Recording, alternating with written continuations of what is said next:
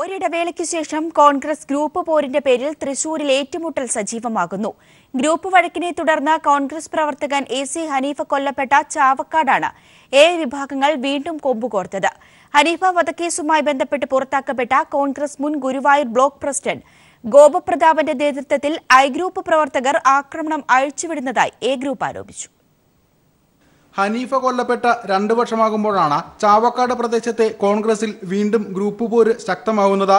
കഴിഞ്ഞ ദിവസം youth Congress I group പ്രവർത്തകരായ മിഥുൻ, ഷക്കീർ എന്നിവർക്ക് വെട്ടേറ്റിരുന്നു. സംഭവത്തിൽ KSU ജില്ലാ ജനറൽ സെക്രട്ടറിയും എ ഗ്രൂപ്പുകാരനുമായ ഷറൂഖ് അറസ്റ്റിലായതോടെയാണ് പോര് മറനീക്കി പുറത്തു വന്നത്. ഷറൂഖിനെ കള്ളമൊഴി നൽകി കേസിൽ കുടുക്കിയതാണെന്ന് എ ഗ്രൂപ്പ് പ്രവർത്തകർ ആരോപിച്ചു.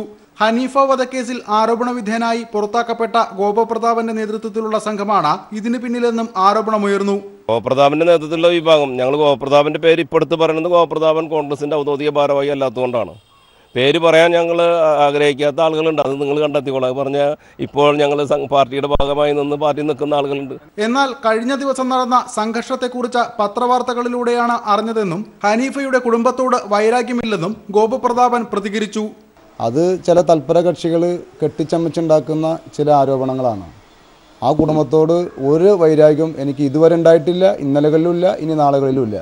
പാർട്ടിയിൽ നിന്ന് പുറത്താക്കപ്പെട്ടെങ്കിലും ഐ ഗ്രൂപ്പ് പ്രവർത്തകരെ ഉപയോഗിച്ച മറുപക്ഷത്തെ ഇല്ലായ്മ ചെയ്യാൻ ഗോപപ്രതാപൻ ശ്രമം നടത്തുന്നു എന്ന സൂചനയാണ് എ ഗ്രൂപ്പുകാർ പറഞ്ഞു വെക്കുന്നത്.